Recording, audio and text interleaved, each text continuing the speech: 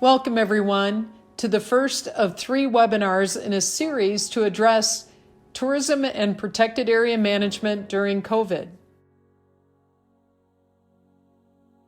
I'd like to give a quick introduction to the Tapas group, where we advocate for a future where tourism enhances the conservation and integrity of protected area systems, improves human well-being, provides accessible, inspiring, safe, and educational opportunities, and provides for environmentally, social, cultural, and economically sustainable experiences.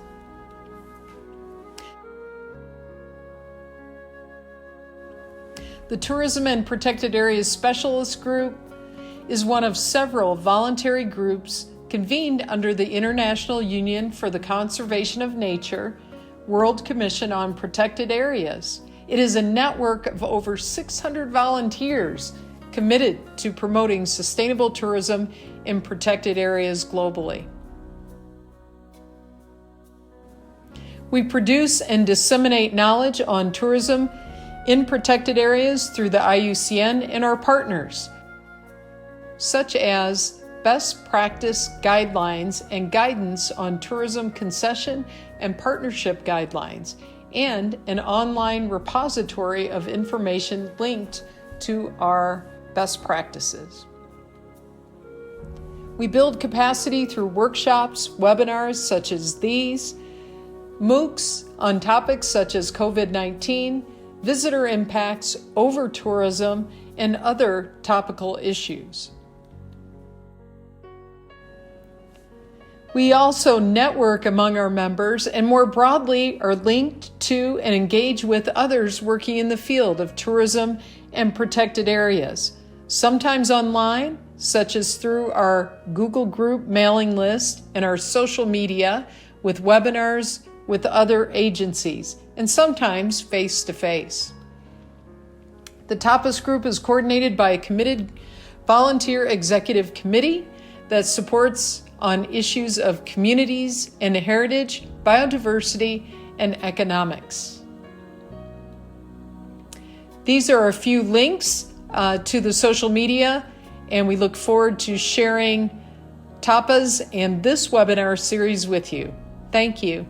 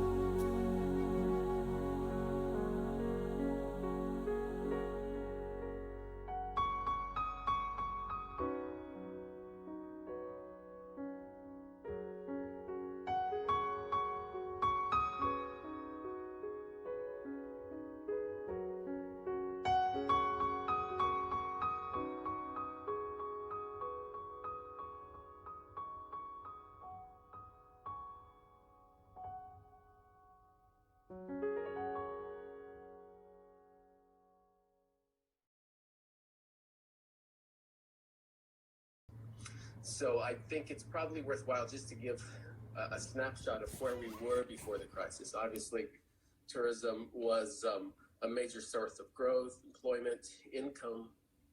We had 1.5 billion people crossing international borders. 1 in 10 jobs were tourism related, 10% of global GDP. Obviously, it's been devastated. It's gone basically to a standstill at the peak of the crisis. But we also have to remember that before the crisis, we were having problems with tourism. We had a new term called over-tourism. A lot of World Heritage properties in particular, as they are some of the top iconic tourist destinations in the world, were suffering from too many visitors. So visitor management was a key issue and one that UNESCO was really paying attention to and trying to help sort of provide a different vision and a different approach to tourism. So in that sense, we were really on the defensive in some ways. So I think what what the COVID crisis has given us is an opportunity to rethink things, and I'll talk a little bit more about that and what UNESCO is doing. But just a little background on during the crisis, there were, just to give you some statistics, there was about 60,000 museums that have shut down worldwide, and 9 out of 10 countries closed down their World Heritage properties. Intangible cultural heritage practices were put on hold, impacting social and cultural lives and communities everywhere. And at the peak, 1 million jobs were being lost every day in the travel and tourism sector. And of course, migrant workers, young people, women were particularly at risk because of this. Obviously, things are shifting. There has been, people are traveling again. What we're seeing right now is that destinations are reopening in phases. Europe just had its quote unquote summer holidays that were a fraction of what they were last year. But it is coming back, and we are seeing World Heritage sites opening up. And what's happening is we're noticing that they're opening up in phases. You know, there's a lot of focus on domestic tourism, and then possibly regionally. And here in Europe, it was a regional tourism that came back over the summer, or in these ideas of bubbles and corridors that I think Australia and New Zealand are trying to create. And I think everybody is hoping that the long-haul tourism, which is, you know, the bulk of the international tourism, is most likely not to start until next year. And again, it's anybody's guess on when that will be fully functioning. As I mentioned, World Heritage sites and museums and attractions are reopening under completely new health and safety regulations with limited visitors. We have this new concept of social distancing, and all of this is adding an extra burden to the management of these sites. But more importantly, it's adding extra burden because of the loss of revenue. And as I mentioned before, what the pandemic has really shown is that how we're both linked, how our cultural institutions, how our World Heritage properties are so dependent on visitors. It's really critical. We're seeing also that the hospitality and transport sectors are being reactivated with fiscal support. I think there's a lot of concern that, you know, when this fiscal support runs out and travel still hasn't rebounded, that we're going to see a huge sort of, if you would, to mirror the crisis of perhaps a second wave of job losses and stress within the World Heritage systems and networks. As of September, 37% of World Heritage properties are still closed. 37% are now fully open, and about 26% are partially open. The ones that are fully open, most of them are in Europe. Most sites are open in Europe. Where we're seeing a lot of closures still are in South Asia, in some countries in the Middle East, and some countries in Latin America, and a couple in Africa. All the rest are having some sort of a hybrid where they're partially open, and that includes places like the U.S., Canada, Australia, etc.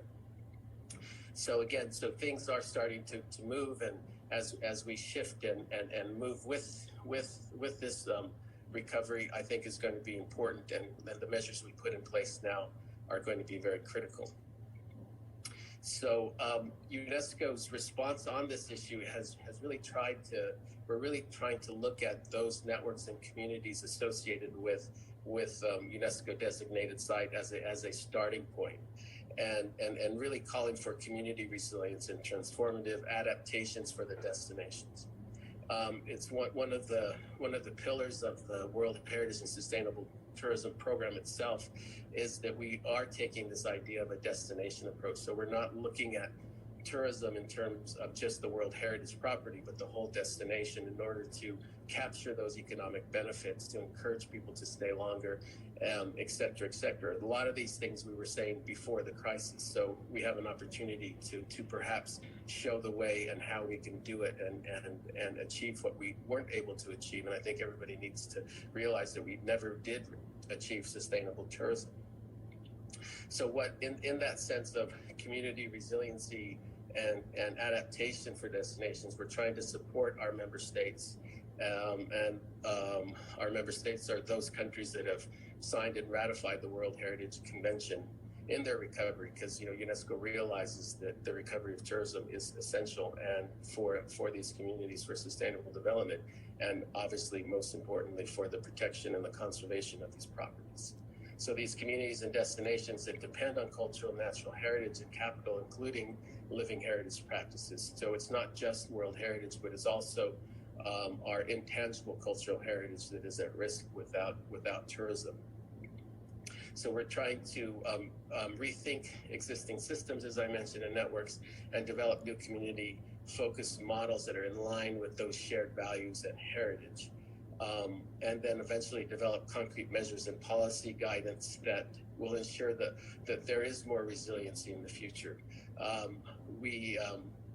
The idea that everything goes away because of this pandemic is clearly false, and we are dealing with issues like climate change and biodiversity loss, and again, this is also leading to the degradation of many of these cultural and natural areas.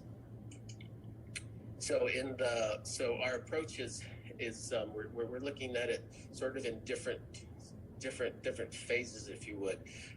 So in the short term, really concentrating on operational measures and good practices that we're finding to facilitate networking and support governments to respond effectively to the crisis and manage the recovery process. Because most governments, most across the world, are in that sort of recovery phase, and I think we're trying to do everything we can to add value to that in terms of an international organization like UNESCO.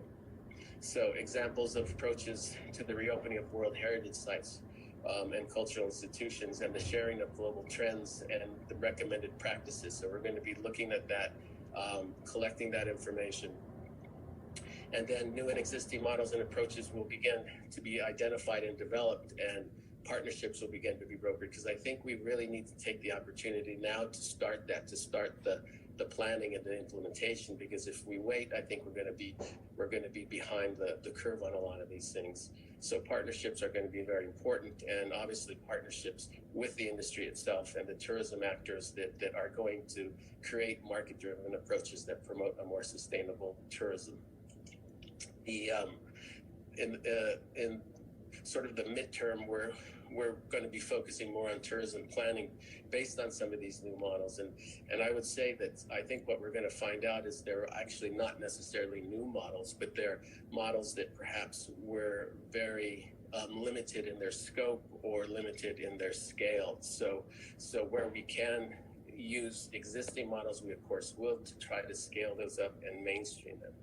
So the focus on that will be sort of what we're calling in the midterm.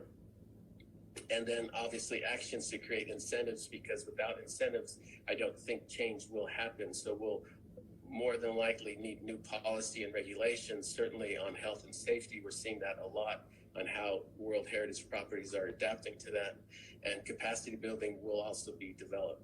I think capacity building is going to emerge as the most important thing that we can do in terms of ensuring that when tourism comes back, it does come back better and stronger, and actually having a positive impact on World Heritage properties. The actions will build on our shared normative tools at UNESCO, including other UNESCO cultural conventions. We have the Intangible Cultural Heritage Convention, the Underwater Cultural Heritage Convention, etc. We also have what we call our historic urban landscape approach, and the adaptation and application of our visitor management assessment tool. For those of you that are aware of that, UNESCO has been developing a visitor management assessment tool to provide a baseline framework for a World Heritage property to manage tourism more sustainably against a set of indicators. This is something that we've been testing in several sites in Southeast Asia and Europe, and we're very excited that this is almost ready to be released to the greater system of World Heritage properties. In the long term, it's more of the implementation of those planning. So that implementation, I think, is going to be essential in terms of ensuring that it is sustainable over the long term. Because if we lose sight of that, I think we're not going to succeed in ensuring that tourism does, when it comes back, it builds back better. So that sort of summarizes UNESCO's approach, in terms of what we're doing to help to build this resiliency within the World Heritage systems and help some of these communities recover from tourism. One of the things that we've done is, as a response to this, we have created what we call a culture, tourism, and COVID-19 task force. And this is something that we're doing with our advisory bodies to the World Heritage Convention. So IUCN, ICOMOS, and ICROM are part of this task force. In fact, I just got off a call with them with the focal points. So we're to be looking at the next steps and what we're going to be doing within this task force to really jumpstart this process. Some of you may have seen an online debate that we had at the end of September on exactly this topic to sort of frame the debate. And the idea is that this discussion will then diffuse within the different networks of the advisory bodies. So Tapas is actually going to be very important in terms of how we can frame some of these debates and kind of have a deeper dive on some of these issues. I know many of this is already happening, and I think this webinar in particular is very relevant in that sense, because we're all kind of looking at the same issues and wanting that same resilience and rejuvenation really within tourism. And it's not obviously limited to World Heritage, but I talk about World Heritage a lot because obviously I'm managing that program. So the idea is that we will be having these discussions and getting this more information. We're going to be sending out a survey to all World Heritage properties to start gathering some of this data, some of these good practices on what they're doing, and identifying some of the issues that they're going to be dealing with in terms of adaptation and change, and to ensure that some of the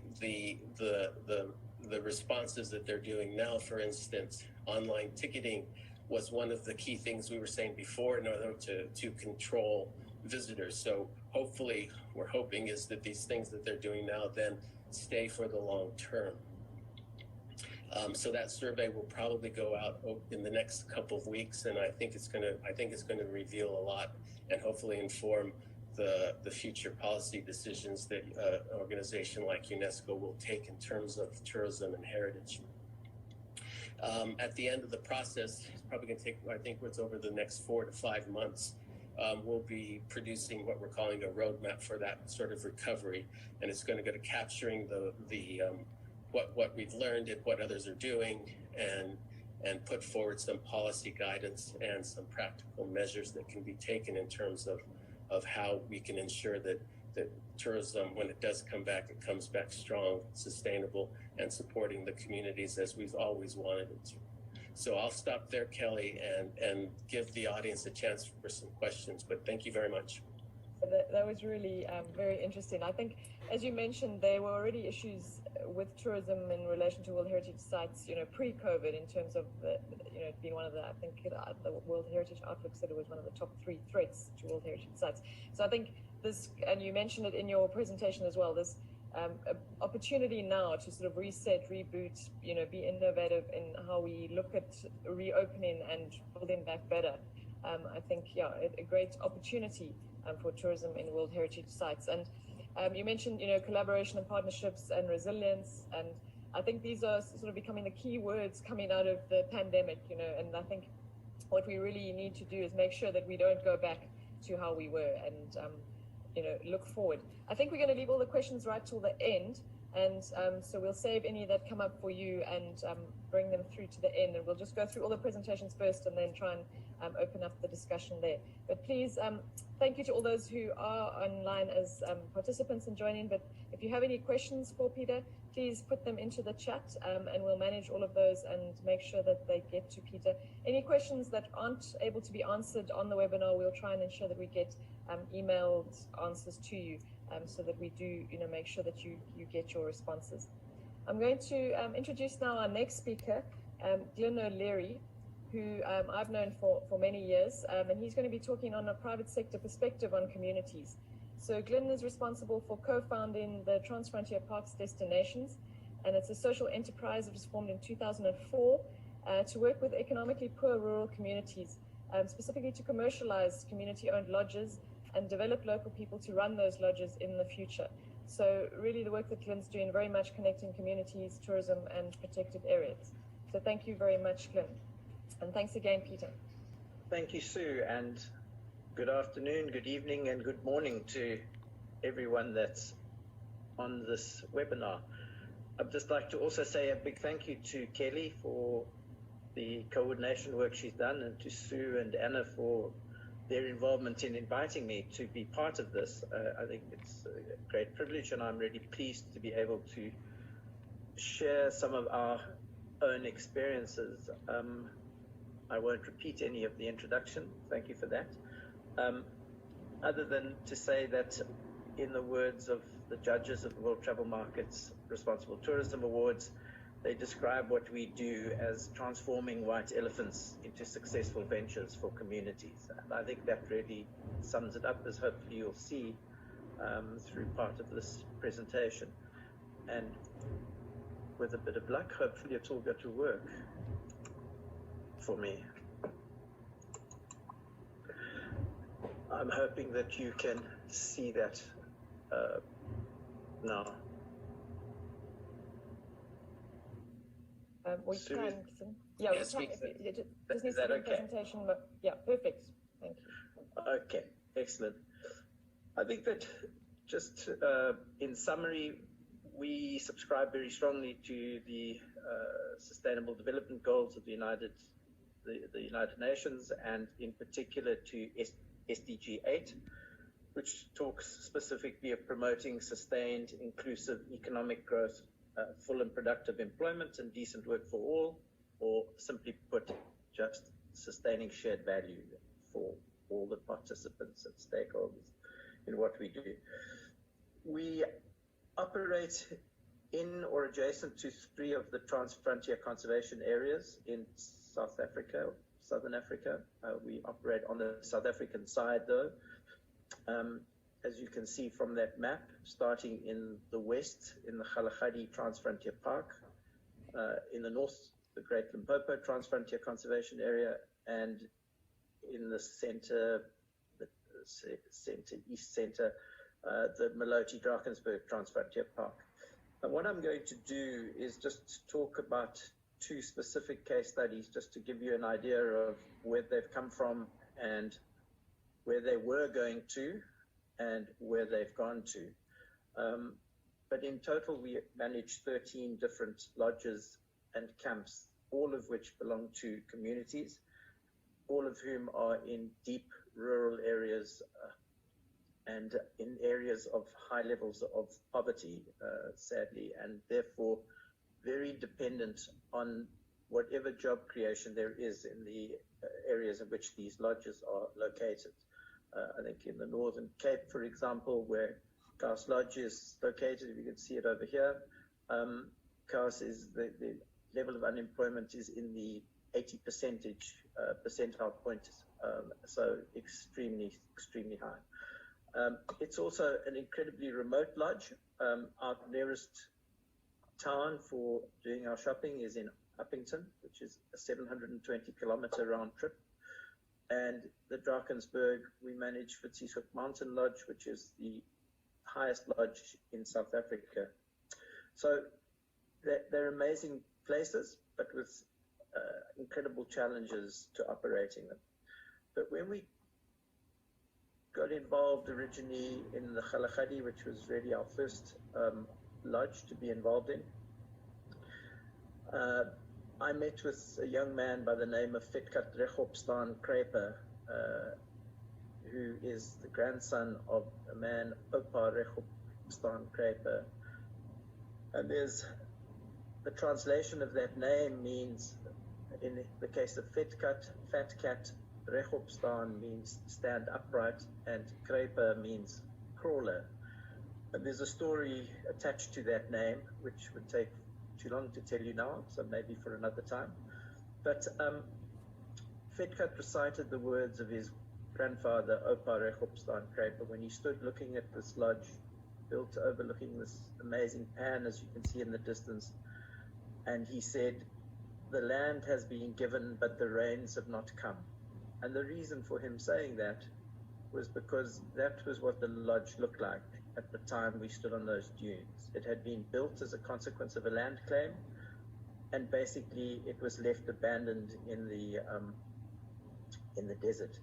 I think the judges, the WTM judges, plagiarized the words of the mayor of a little village called Rethink, who today is the chairman of the community trust that owns this lodge, who said, when we said that we thought we could get this lodge to work, she said, "Do you mean this won't be a white elephant?" And in Afrikaans, she said, "A bit olifant." And it's what hopefully we've changed it from, because today Kous Lodge is a 4-star tourism graded council lodge. It is a fair trade in tourism certified lodge, and it has is located in an area that has been certified as an international dark sky area, which I'll talk about a little bit more in a moment. The reality of the lodge over the years since 2007, when we opened it, these figures are in dollars. They sound much more impressive in rands, because our rand is 61. One US dollar buys you 16.61 rand. So they sound much more impressive in rands, but nevertheless in dollars they're equally impressive.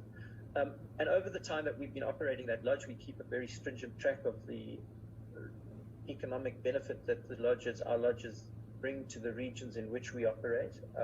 And over that time, the total economic contribution that Kous Lodge, this little 24-bed lodge located in the middle of nowhere, has brought to that area is over $3 million of economic activity. And I say in the middle of nowhere because to get from here to Uppington to do our shopping is a 720-kilometer round trip. We cross over 91 sand dunes in each direction and travel around 65 kilometers of gravel road before we get to a paved road to get to Uppington. And so a shopping trip, it takes us around 3 hours to get from the lodge to Uppington itself, just to go shopping. So it's not an inconsequential journey.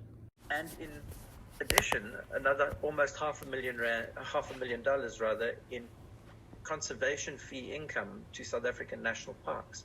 So a little 24-bed lodge that started with absolutely nothing in the middle of nowhere, but thankfully with some support from the South African government, who provided 8.5 million rand at the time, increased it to about 12 million rand, which is less than $1 million. They provided that support to construct this lodge on what was a land claim by the two communities.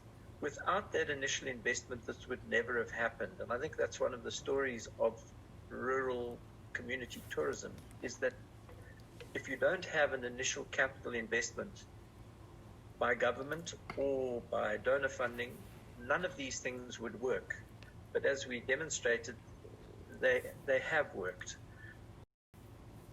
I'll move on to the Drakensberg, Pitsieshoek Mountain Lodge, probably another iconic destination. The picture shows you the amphitheater of the Drakensberg, which is a famous tourism destination and landmark in South Africa. And on our property is the chain ladder that you can climb to take you to the top of that amphitheater to visit the Tugela Falls, which is the second highest waterfall in the world.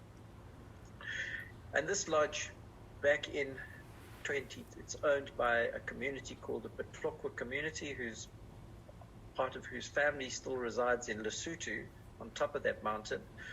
But in 2010, when we visited the lodge, it was on the verge of closure. It was virtually abandoned, and the king explained to me that they had been given the keys to the lodge about 5 or 6 years before that. They had decided that they were going to try and run the lodge themselves as a community. He'd appointed a number of people from the local community, and he said to me when I was there, he said, "Our endeavors didn't work, did they, Glen?" And I said, "No, it appears not." And he said, "Well, that's why you're here, is to make them work, this lodge work for us." And today, that lodge is a 3-star graded lodge, also Fair Trade Tourism certified, and probably has one of the most iconic views in the world from your bed, and is a very, very popular destination. It too has contributed significantly to the region, over $8 million of benefit to the region, $2.6 million of procurement benefits to the local economy, and therein lies another story that I will talk about a bit further towards the end of this presentation. But as you can see, the community benefit is just on $3 million US through a combination of remuneration. 95% of our staff at all of our lodges come from the immediate local communities, together with rental and the maintenance and upgrade of the lodges. But then arrived COVID-19. And as you can see, these are the two income graphs. Of the darker colored one is House Lodge since its inception, and the lighter one is from 2010, is since we took over the management of Visitation. And as you can see, if you look at the House Lodge one, it grew and grew. And then we had a disastrous year because of the Soccer World Cup, which everyone believed was going to be so fantastic for South Africa. Well, maybe it was for cities, but it certainly wasn't for rural tourism. And so it collapsed. Then sadly, we went into the time of Ebola, and that our economy collapsed again. And of course, these things are always destined to affect you, but somehow we managed to recover from them. And then we went into that period of what was dubbed Day Zero in Cape Town, particularly because of our water crisis. And if people couldn't come to Cape Town, they wouldn't come to South Africa. So our economy, our tourism incomes dropped again. But we were just in the process of recovering from that when COVID-19 struck.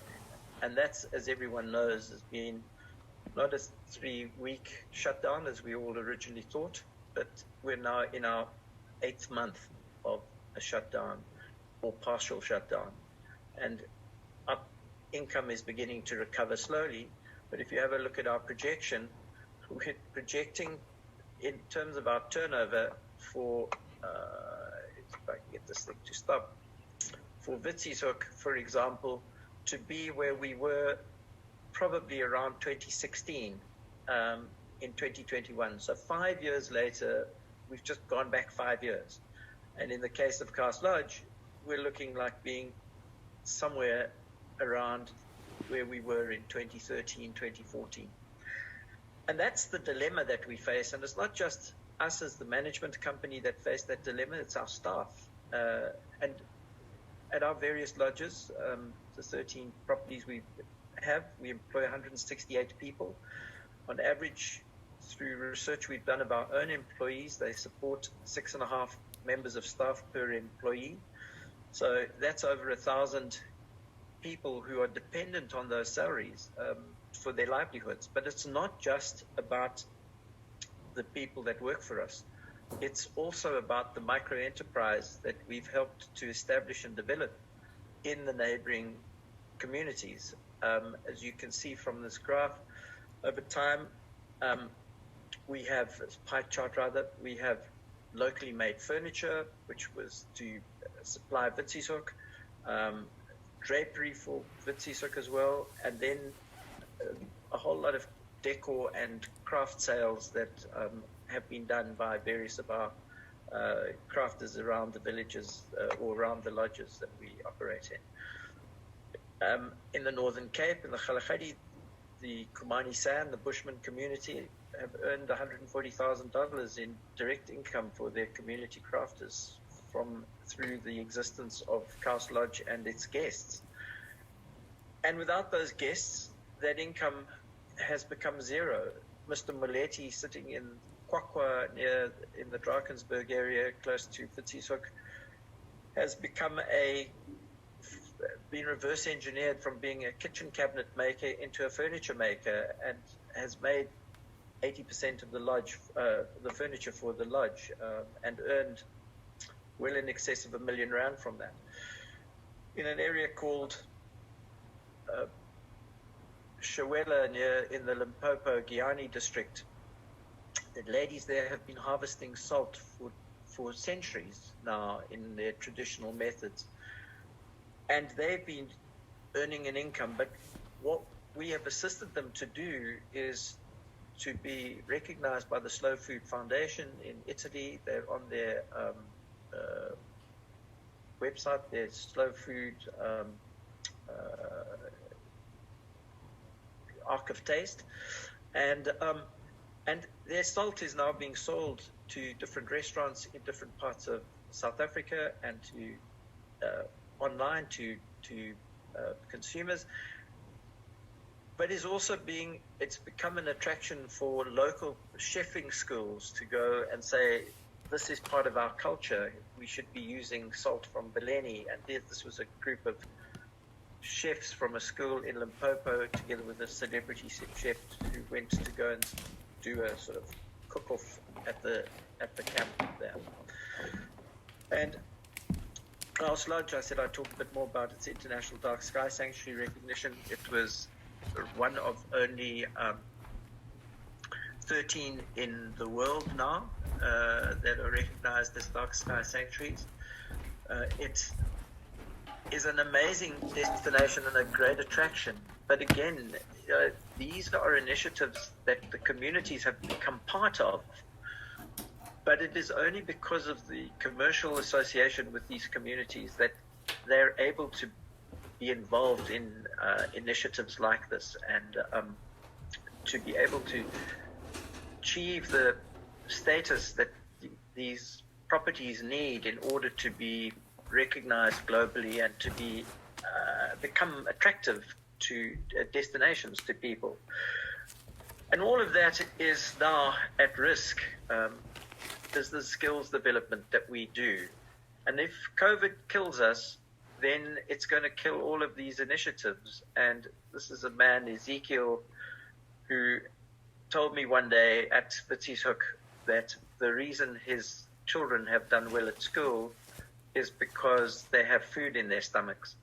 And the only reason they have food in their stomachs is because their lodge is being properly managed, and they're now seeing tourists at their lodges.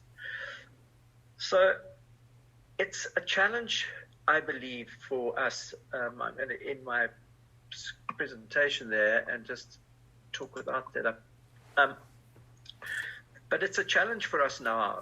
We're surviving month by month. Quite honestly, 4 weeks into the COVID crisis, I didn't believe we'd even get here.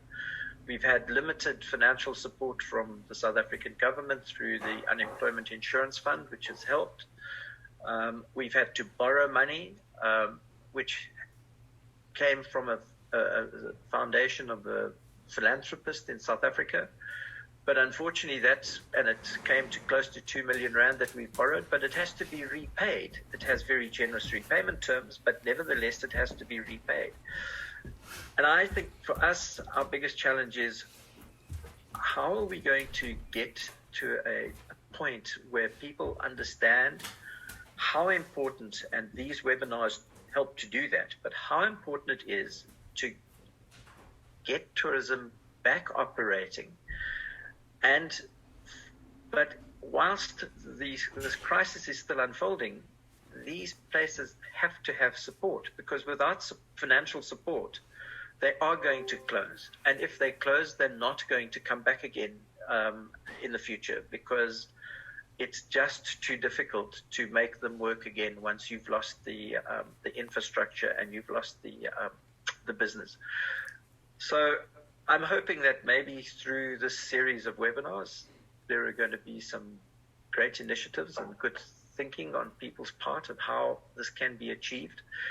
And I said I would talk a little bit more about the government, so I'm just going to briefly dwell on that to say that so often we hear about where government has intervened and provided assistance to communities. They've talked about how, look at what we've done for the community, look at what we've given to the community. The reality is that they haven't given the community anything. What the government has done is made an investment in the community. Because all of that procurement that we do from businesses in the local areas, and remember that all of these businesses are also in remote rural areas. So those businesses are employing people. Those people are not requiring social grants. The money we're spending in those businesses is generating value-added tax for the government in turn. It's enabling the government to not have to pay social grants to people because they're employed in jobs. So in actual fact, government is earning a return on the money that it invests in these communities, and it needs to step up to the plate and be more proactive in supporting tourism, and particularly tourism in rural areas, because if that doesn't happen, our lodges and many others are going to fail, and when they fail, they will be ransacked, because people in those areas are desperate. They are desperate for an income, they're desperate for a living, and they're just the residents in those areas are already suffering great stress. So it's not an easy time at the moment. I'm sure you're all aware of that, and I'm sure it applies equally all over the world, but it is a reality. And the message I really just wanted to get across in talking about it is that it is so important to focus on making sure that tourism is sustainable. I know that I've seen things written about creating alternative livelihoods. Well, quite honestly, in the Kalahari, there's not much you can do to create an alternative livelihood to tourism, because agriculture is not going to work, and nor are most other forms of business. So tourism has to be the way that we need to go, and it has to be supported in order to ensure that the livelihoods of the people that work in these lodges and their families and the wider communities are protected. So with that, Sue, I will get back to you. Thanks very much, Glen. Yeah, I think you make a critical point. We've really seen how tourism has been impacted. I think all of us working in tourism are always very aware of those multipliers, the value chains, but I think a lot of governments weren't quite aware of how deep those value chains and multipliers went. Example of 6.5 dependents. I did research in 6 countries in Southern Africa. It also came out around between 7 and 8. And I think, these are things that are really only being seen now by a number of other stakeholders. And I think you can, so the analogy of, tourism being water coming out of a tap, and now that tap's been turned off, and we're only now realizing how far that water ran. And that there are some areas where tourism, as you say, is the only option. So we can't say, this collapse has caused all these problems, let's just do something else. We have to make tourism work, and how are we going to do that? So I hope that during the discussion we can talk more about some plans for that and what we can do for that. So thank you very much, Glen. Both beautiful places that I have been to, both of them, and I would recommend them to everyone. Thank you, Glen.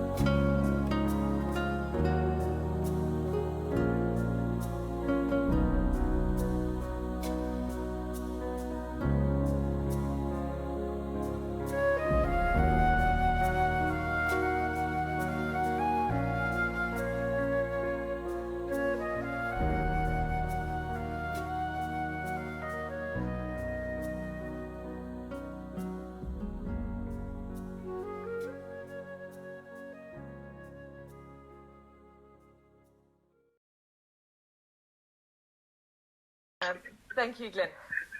We're now going to move on to our third speaker, Dr. Kelly Bricker, who's one of our Tapas Exco members that I introduced a bit earlier. Kelly is a professor and chair in the Department of Parks, Recreation and Tourism in the College of Health, and she also serves on the boards of the Global Sustainable Tourism Council. As I said, she's on the Tapas Exco and also the Central Wasatch Stakeholders Council.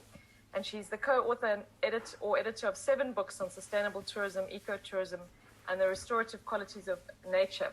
And Kelly is also going to be talking about different aspects of community engagement, specifically on a case study from Rivers Fiji. So we're going right to the other side of the globe, and the impacts of COVID and strategies during this pandemic.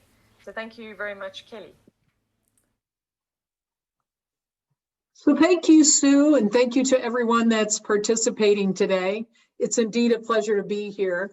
Hopefully you've seen a progression from going from a large global program such as UNESCO's World Heritage Sites to a more regional or country level programming presented by Glen. And now I am going to present a very micro level case study called Rivers Fiji, which started in 1998. In 1998, we were looking to assist several communities, 9 Matangali or landowning groups up in the rural highlands of Viti Levu in the country of Fiji. And we were founding this entire operation along with communities on principles of ecotourism, looking for ways to protect and conserve Fiji's 3rd largest drainage and a very unique ecosystem. So really looking for a source of funding for a unique riverway and helping communities create a means for protecting this river corridor, which was under threat by gravel mining and extended logging practices, and provide additional economic means for communities living in these areas, which were by and large subsistence and logging, or they had to leave their community to go into the city to find other types of work. And most of the tourism was really happening along the coastal areas. So we wanted to create a project that really contributed to conserving some of the inland areas and also look at a reason for private biodiversity efforts. So a little bit of history about Rivers Fiji. First explored the river canyon in 1995 and 96. It took about a year to get all the approvals and community members on board with the project to understand what the project would be and to approve it. And really started the program in February of 1998. And during 1998, when we first started, Fiji was experiencing the worst drought in 50 years. So we had ample time to start promoting and training guides. And then in 2000, established the Upper Navua Conservation Area, and I'll talk a little bit more about what that means. And in 2006, established Rivers Fiji and the Upper Navua Conservation Area as Fiji's first and still only Ramsar site or wetland of international importance. And this was a conservation area built on tourism dollars and really required several stakeholders to make it happen. First and foremost, the landowning groups or the Matangali, of which there were 9 and then 2 villages participating on the start and end of the river run. A logging company who needed to get back in good graces with government and communities and actually gave up part of its leaseholding area to form the lease for conservation along the Upper Navua. Certainly Ramsar scientists who were exploring the river with Rivers Fiji to look at the unique biodiversity and really this special habitat that had been closed off from development for several years. So we're able to find unique species of fish, birds, reptiles, and crustaceans. And of course, it took tourists to help fund this idea, to have every tourist that went on a river trip contribute back to the conservation area and then the leaseholding government agency called the Native Land and Trust Board at the time. So the vision was really to bring different opportunities up into the rural highlands that had been largely cut off from the benefits of tourism development, but also to look at ways to utilize this amazing river corridor in ways that would help protect it and conserve it for long term and maintain really the landscape and the ecosystem for the people living in the Fijian highlands. We had several business goals, including primarily environmental conservation. And I think one of the reasons that we designed this lease for conservation with communities is we wanted to ensure that the preservation of the canyon for long term was a big part of the sustainability of the project, and wanted to create direct community revenue, as well as all the ancillary ideas around creating jobs, a quality tourism experience, and one that was unique and not currently offered in the suite of tourism businesses. And so we identified several goals, and really the strategy that was created we wanted to support those goals. So a little bit about the Upper Navua Conservation Area in Fiji's first and still only Ramsar site. It's the third largest among Fiji's freshwater drainages, and the conservation area itself is about 25 kilometers long, extends 200 meters on either side of the river canyon at the top, and roughly is 75 to 100 meters deep as you float through.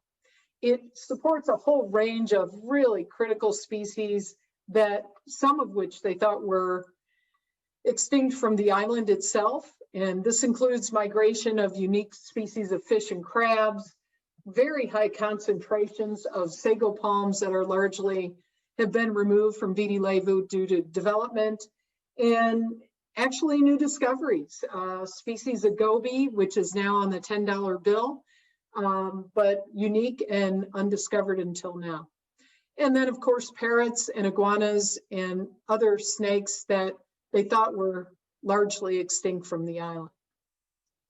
Some of the benefits that have happened over this since 1998 is direct income from tourist dollars directly to 2 villages and 9 landowning Matangali. The lease for conservation is quite unique as it has its own environmental protection plan and land management plan that was developed with the Matangali themselves, provides conservation and protects also unique cultural sites. And some of this effort eventually led to the formation of the Ramsar site, which is an additional layer to help bring attention and protect conservation in the rural highlands that are so critical to the extending reefs beyond the island. And also it brought an increased awareness, which we hope will lead to further protection down the road. Some of the work that's been done in the past years, it has been environmental conservation programs and education and research, a range of social programs that have included figuring out ways to assist communities that are largely cut off from healthcare and increasing their access to healthcare through a variety of social programs. Some of the COVID challenges that we've experienced, the borders to Fiji as a country closed early on to help contain COVID and the spread of COVID in country.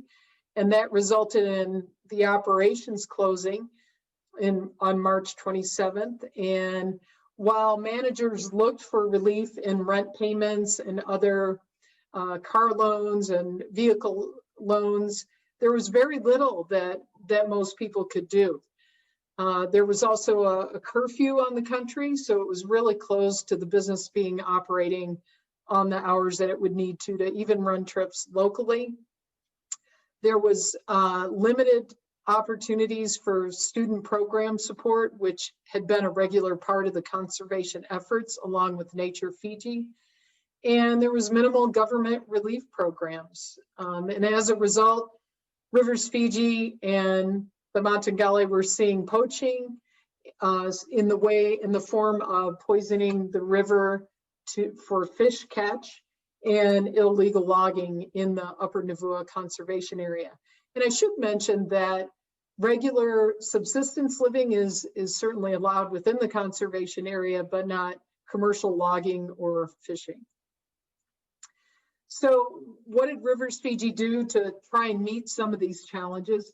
First and foremost, they had set aside sort of an emergency fund, I think, which helped buffer the lag between tourism being completely stopped in the country and alternative strategies to maintain some level of support to the employees and communities that the river operation had done.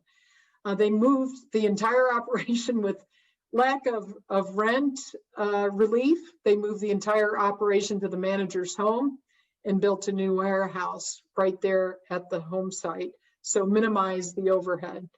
They also asked for credit repayment and reorganization on some of the extenuating short-term debts. And they unfortunately had to reduce salaries and control expenses to keep some level of commitment coming through to the employees. Another thing that happened is during regular operations, guides still maintain their farms and subsistence crop, and they were hiring other folks to help them run these operations. But when COVID happened, they basically moved back to running their crops, whether it be kava or other root crops from living in the highlands. They also, once the country got COVID under control and businesses were not under the curfew and operational constraints of government, they started running local raft trips and had discounted rates for people that were involved in businesses themselves in Fiji and families. And so they're able to offer local discounts and get people out on the river. And as a result, we're able to restore about 80 to 90% of staff salaries by doing so. They're also working on a biopama grant to create a border around the Upper Navua Conservation Area that's more accessible at a land-based level than just when river operations are in play. As you might have seen from the pictures before, the canyon is really steep and it's hard to get to the areas where illegal logging might be taking place. So they're applying for a grant to help more succinctly distinguish that border, that 200 meters on either side of the river, and to help prevent illegal logging and increase patrolling in those areas. The unfortunate part is the country is still closed off from international visitors, which was the prime business. But I think the other things that have really assisted Rivers Fiji in their focus and in their at least this interim time survival is not only the savings account that had accrued over several years, but also the opportunity to offer local trips and build a local tourism comeback kind of business. And also the alternatives that they did have in their small farms that they were continuing through the guiding services that they provided, but also through COVID when guiding services were minimal. I think going forward, what they're thinking about doing is increasing that buffer, that savings account, looking at a percentage of user fees that can go to doing that in times of crisis. Certainly, Fiji has experienced coups in the past, which have shut down tourism, hurricanes, and other crises that do create an impact to tourism itself. And I love this quote: "If our planet is to be saved, this will be achieved not by ideologies or political programs, but by people, individuals in business and elsewhere, who make up their minds to love and work in greater harmony with the world in which we live." And I think this is what has to happen. As Glen and certainly Peter have mentioned, tourism plays an important role in protecting all types of places and building communities and helping people out of poverty and people that haven't had access to other forms of sustainable development in which their lives can be improved and quality of life dreams realized. And certainly in the case of Rivers Fiji, the ways to create their own destiny through unique leases for conservation that tourism can support is one strategy. As they say in Fiji, vinakavaka levu, or thank you very big for listening today. We do know that without tourism, the Upper Navua Conservation Area would not exist, and nor would the benefits that go back to 12 different communities along the river corridor. So I thank you for your time today, and back to you, Sue.